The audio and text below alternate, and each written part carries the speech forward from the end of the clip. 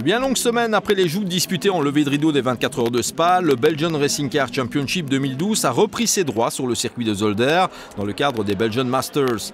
Avec au programme, comme le veut désormais la coutume, 2 sprints ou short races de 30 minutes et une endurance, la long race de 180 minutes.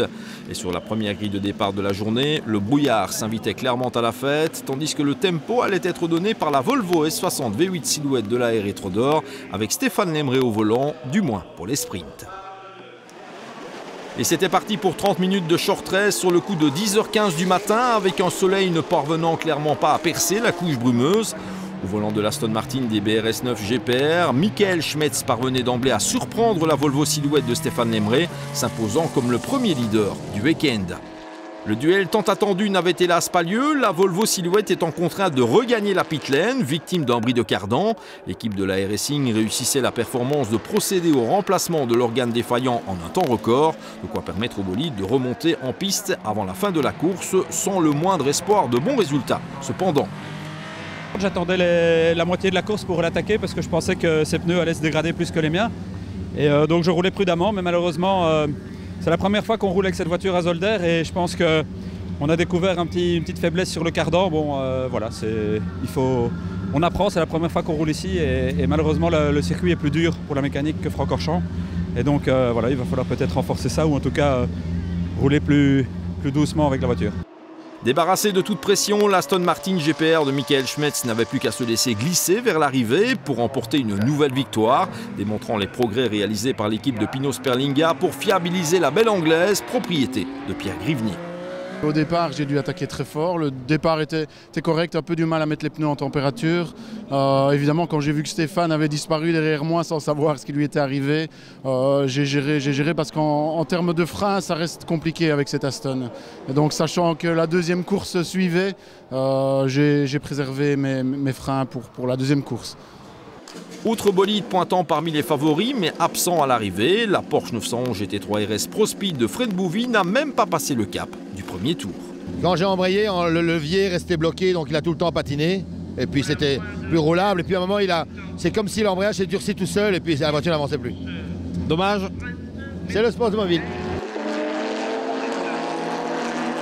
Cette cascade de problèmes permettait à la Ferrari F430 GT3 Scuderia Monza de Hans Thiers de réaliser une nouvelle opération en or au championnat en engrangeant les points d'une très belle deuxième place, mission accomplie pour le pilote côtier. Cela n'a pas aussi été évident que cela pour nous et il a fallu se battre. Notre setup n'est pas idéal en fait, avec un peu de sous-virage. Dommage pour nos adversaires et tant mieux pour nous, bien sûr.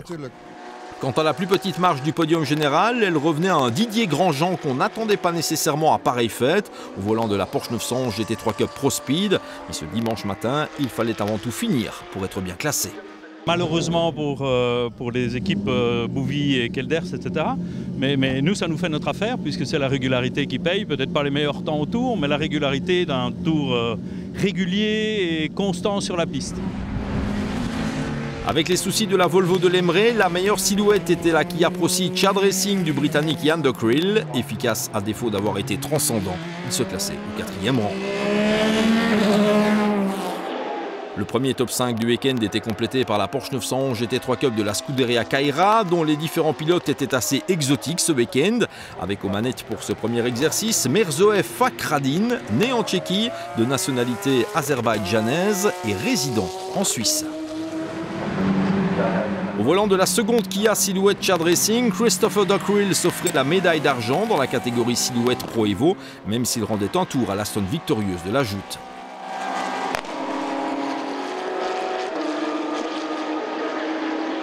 Victoire attendue de Franck Radet en Silhouette Pro, la solution F à carrosserie de BMW Série 1, profitant notamment des ennuis de la GC10 V6 de Freddy Poletto pour s'imposer sans l'ombre d'une difficulté.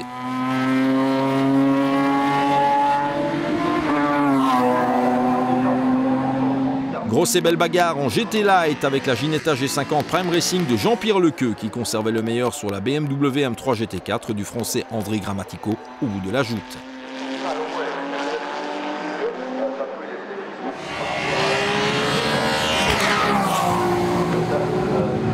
Mais Mais à la décharge de Grammatico, il s'était élancé depuis la pit lane en début de course, ayant quitté son stand un poil trop tard. Sa remontée n'en était que plus belle.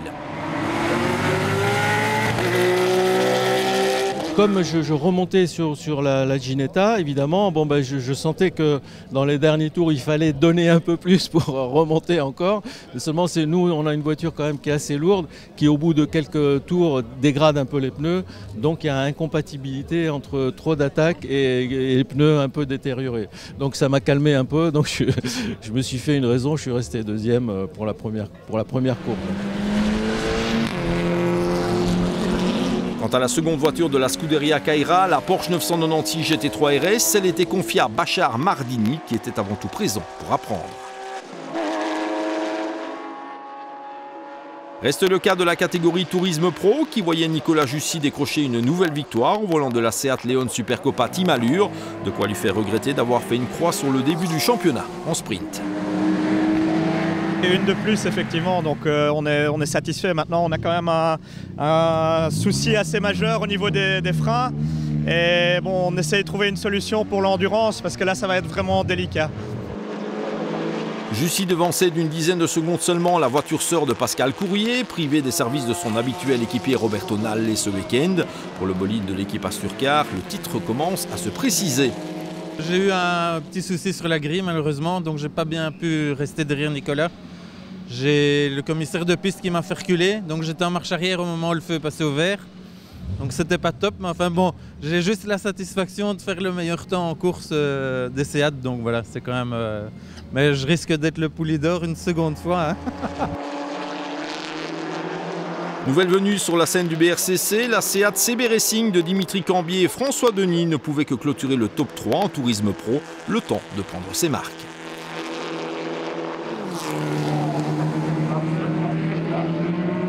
Signalons encore la course difficile du luxembourgeois Jean-Christophe Montant en première manche, la Ginetta G50 Asturcar complétant le podium en GT Light, mais terminant assez loin au général.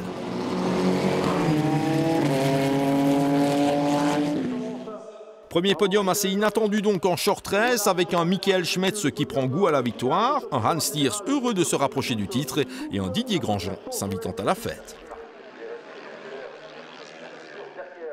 On prend les mêmes et on recommence une demi-heure plus tard avec le top 8 de la première joute inversée et une pole artificielle pour la Ginetta G50 Prime Racing de Jean-Pierre Lequeux qui n'allait bien sûr faire qu'illusion au sommet de la hiérarchie.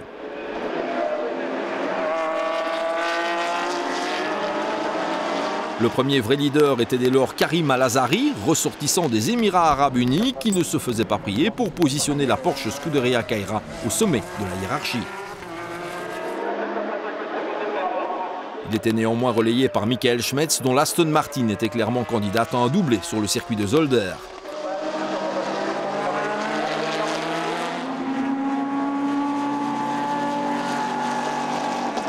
Pour l'Aston GPR, en délicatesse avec ses pneus, la menace allait néanmoins venir de la Volvo S60 V8 Silhouette d'un Stéphane Lemré, étant parti depuis le fond de la grille de départ. En quelques boucles, la 31 se propulsait vers le haut du classement pour remporter une victoire certainement pas volée. J'ai roulé un petit peu plus doucement avec la transmission. J'ai fait plus attention à ne pas donner des à-coups. Et en plus, l'équipe a changé plusieurs pièces sur la transmission et la commande de boîte, etc. Entre les deux manches. Et maintenant, les passages sont beaucoup plus doux. Donc on avait sans doute un petit souci depuis qu'on avait la voiture. En fait, on ne s'en est jamais rendu compte parce qu'on pensait que c'était normal. Donc à Francorchamps, déjà, il y avait un petit problème dans les changements de rapport. Et maintenant, apparemment, c'est totalement résolu et les vitesses passent plus doucement, donc c'est meilleur pour la transmission. Derrière Lemré, c'est une fois encore la Ferrari Scuderia Monza qui surgissait, cette fois avec Frank Thiers à son volant. Nouvelle médaille d'argent et nouvelle moisson de points pour le pilote flamand, désormais leader avec 31 unités d'avance au championnat. C'est mieux qu'espéré. Nous étions venus nous entraîner jeudi et la voiture ne réagissait pas comme nous le voulions. Les chronos n'étaient pas vraiment bons puisqu'on tournait en 1:35. Maintenant, la piste n'a jamais été parfaite. Mais on souffrait de sous-virage. Hans a terminé la première manche deuxième, toujours avec ce sous-virage, et j'étais confronté au même problème ici. Je suis parvenu à revenir sur la Volvo, mais sans me rapprocher à moins de 5 secondes. Mais bon, pour le championnat, ce n'est clairement pas mal du tout. En délicatesse avec ses gommes, Michael Schmetz ne pouvait faire mieux que 3e lors de ce second affrontement, l'Aston n'appréciant que modérément le traitement infligé sur le très technique tracé de Zolder. On a fait le choix de garder les pneus de la première manche, ce qui n'était évidemment pas du tout efficace. Et, à partir du tiers de la course, au moment où Stéphane m'a passé, ça a été beaucoup plus compliqué, quelques plats dans les pneus. Donc pour moi l'attaque c'était fini. Et, voilà. Au pied du podium, les Porsche 911 GT3 Cup faisaient naturellement irruption avec un excellent Karim Al-Azari, très heureux de sa découverte du circuit de Zolder sous les couleurs de la Scuderia Kaira.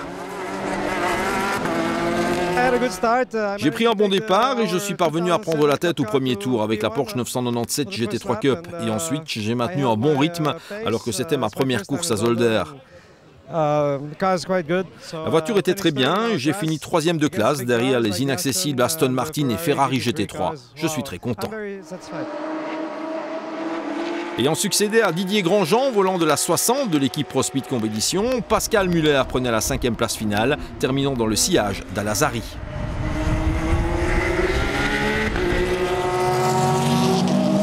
Si la Volvo s'est montrée intraitable en silhouette, la Kia Chad Racing de Jan de Kriel perdait du temps en raison d'un phare, s'étant fait la belle dans la carrosserie. Le Britannique est décidé dès lors d'en rester là pour se concentrer sur la long race de l'après-midi. C'est dès lors la seconde Kia Chad Racing qui surgissait à la 2e place en silhouette Pro Evo aux mains de Christopher Duckrill en dépit de cette pirouette improvisée à la chicane Jackie X.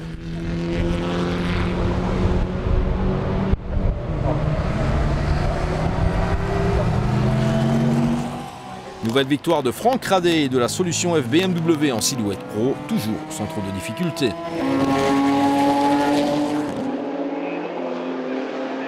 Il est vrai que Freddy Poletto n'a pas été épargné au volant de la GC10 V6 de l'équipe GC Automobile, se débattant avec des soucis de pneumatiques. Du côté des GT Light, André Grammatico est cette fois parti en même temps que les autres et il est venu à bout des Ginetta G50 pour imposer sa très belle BMW M3 GT4 Espace Bienvenue. Le vétéran français devançait la Ginetta Prime Racing de Lequeux qui rendait une quarantaine de secondes à la Bavaroise.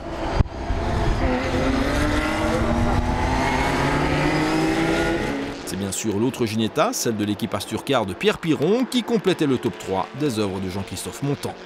En tourisme pro, cette seconde joute voyait les grands débuts en BRCC du jeune liégeois Kevin Capras, issu du karting 4 temps et du BGDC. Au volant de la Seat Leon Supercopa Team Allure, il épatait la galerie en dominant ses camarades de jeu, une performance qui allait lui valoir le Michelin Award en fin de journée. Ça s'est super bien passé, on n'aurait pas pu espérer mieux. C'est super pour un début au BRCC, donc je suis content. J'ai eu un super copilote, on va dire, Nicolas Jussy, qui m'a donné de super bons conseils, qui m'a laissé en confiance. Donc, et puis l'auto était parfaite, elle réagissait super bien, donc c'est un super week-end. Capras a remporté une 6e victoire consécutive pour la Seat numéro 33 devant la 38 de Pascal Courrier et Pierre Piron, qui n'a rien pu faire. C'est une fois encore la Seat numéro 39 CB Racing de François Denis qui complétait le top 3 de la catégorie. Deux courses sprint et deux vainqueurs différents avec cette fois Stéphane Lemré et le Delahaye Racing Rétro d'Or à l'honneur devant la Scuderia Monza et l'équipe GPR Racing.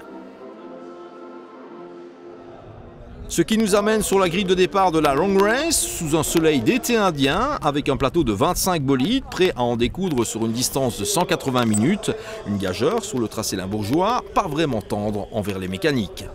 L'envol était bien sûr de type lancé pour cette course d'endurance, et une fois encore, c'est ce diable de Michael Schmetz qui allait assurer le show, en positionnant l'Aston GPR devant la Volvo de la Rétro d'Or, entre les mains du jeune Édouard Mondron. Le duel entre les deux premières lauréates du jour pouvait reprendre.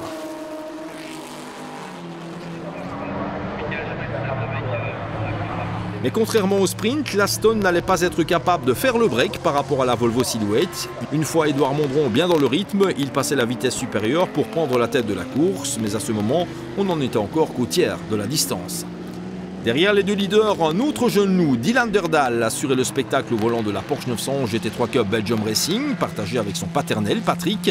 Après une longue bataille contre la Kia Chad Racing de Philippe Steveny, il se retrouvait un moment en tête de la course après le premier pit stop de l'Aston Martin et de la Volvo. Le premier pit-stop de l'Aston ayant duré vraiment trop longtemps, la Volvo Silhouette de la R Trodor récupérait les devants avec son propriétaire Alexandre Viron au volant. Ce dernier confortait la belle avance de la S60 V8, mais lors de l'arrêt suivant, l'équipe était contrainte de changer les 4 roues, ce qui coûtait beaucoup de temps à Laurent Richard, troisième pilote de la 31. L'Aston et la Volvo souffrant des pneumatiques, surgissait la Porsche 911 GT3 RS Pro Speed Competition, bien remise de ses ennuis d'embrayage du matin. Cette fois, rien ni personne n'allait empêcher la Belle Bleue d'avaler l'intégralité de la distance. Et l'homogénéité de l'équipage formé par Fred Bouvy, Damien Kounz et Christian Kelders finissait par faire la différence. Ne lâchant rien, préservant pneus et mécanique, le trio enregistrait une nouvelle victoire permettant à Bouvy et Kelders de prendre les rênes du championnat à une épreuve de l'arrivée. Très bien joué. On avait, je crois, une bonne stratégie aujourd'hui. On a commencé calmement et puis on a forcé un peu dans le deuxième relais. Et alors Fred a parachevé le travail, donc c'était fantastique. Derrière la Porsche lauréate, l'équipage de la Volvo Silhouette de la R Trodor pourra sans doute regretter la minute 15 perdue lors de l'ultime changement de pneus, même si cela n'aurait probablement pas suffi pour l'emporter. En attendant, excellent début pour ce trio Mondron, Viron, Richard, inédit. C'est une bonne voiture, franchement j'ai pris mon pied tout le week-end, ça a été de mieux en mieux. On a trouvé un bon setup pour Zolder parce que la voiture n'avait jamais roulé ici. Et j'ai été en fait très impressionné de rouler derrière Michael. Tout le monde disait à Volvo le moteur, et en fait non, c'est surtout au niveau du frein qu'elle est incroyable. Et c'est là-dessus que j'ai eu Michael en soi au freinage de la chicane, donc ça s'est très bien passé. Et puis terminé par le podium avec une équipe que je retrouve. Haletante, la lutte pour la plus petite marche du podium l'a été jusqu'au bout et alors qu'on pensait la Porsche Belgium Racing de la famille Derdal en route vers une médaille de bronze, Michael Schmetz et Pierre Grivnier surgissaient pour récupérer in extremis la plus petite marche du podium, bien aidés par les ennuis de pneus de la Porsche. La voiture est fiable, mais les lunettes pas, puisque au milieu de mon relais, j'ai eu les lunettes qui ont cassé. Donc c'est un petit peu compliqué de parvenir à retrouver les points de freinage. Donc 2 têtes à queue et beaucoup de problèmes. Mais voilà, la voiture est fiable, tout est fiable. Maintenant, il faut que j'aille chez un bon oculiste. Les grands battus de ces Belgian Masters, c'était probablement Dylan et Patrick Derdal, dont la prestation a été parfaite avec la Porsche GT3 Cup, avant une fin de course très difficile et finalement une 4e place bien frustrante. Nous avons d'abord perdu du temps en raison d'un mauvais choix de pneus quand mon père était au volant et en fin de course, la voiture était totalement inconduisible. Les enveloppes étant usées jusqu'à la corde. On a roulé à la limite jusqu'au bout, mais rien n'y a fait. Hier, plus de réussite pour la Kia Proceed Silhouette Chad Racing de Jan Dacryl et Philippe Steveny, arrivé à Zolder en tête de la compétition endurance, mais finalement contrainte à se contenter d'une 5e place finale, en plus de la position de dauphin en Silhouette Pro Evo. Bilan mitigé donc pour le duo belgo-britannique qui glisse de la 1re à la 2e place au championnat. On n'était pas trop mal pour partir, on était devant, on était 3e je pense, on était dans le trio de tête. Mais je pense que la différence se fait avec les moteurs, les dimensions de pneus qui sont beaucoup plus larges par rapport à notre silhouette. Donc la longévité n'y est pas pour nous et je vais dire c'est très difficile en fin de course. Donc voilà, on termine dans les 5 premiers, c'est je pense pas mal dans l'absolu pour le championnat, mais je ne suis plus en tête du championnat maintenant, on est 2e, donc voilà. Je pense que je suis très content pour Frédéric Bouvy parce que je pense que c'est une belle bagarre. Et puis voilà, comme l'année passée, comme toujours, on revient aux bonnes habitudes. Nettement moins de réussite pour la seconde Kia Chad Racing, Christopher Dacryl et Pete James ayant perdu un maximum de temps, de quoi leur envoyer en queue de classement. Comme le veut la tradition, les Porsche Cup font bonne figure lors des épreuves de longue haleine, surtout sur un tracé comme Zolder. La preuve avec le top 6 général de Warsleus et Rick Renmans, dont le parcours était tout simplement parfait sous les couleurs de First Motorsport, la structure de Joja Mers. Pour ces Belgian Masters, la liégeoise Sarah Bovy faisait équipe avec Freddy Poletto et Vincent Van Den Abe, le volant de la GC10 V8 BMW 1M des Français de GC Automobile. Visant elle aussi une place dans le top 3 du championnat, Sarah a limité la casse dans une catégorie où la Volvo est clairement au-dessus du lot et la 10 a aussi soigné la note artistique.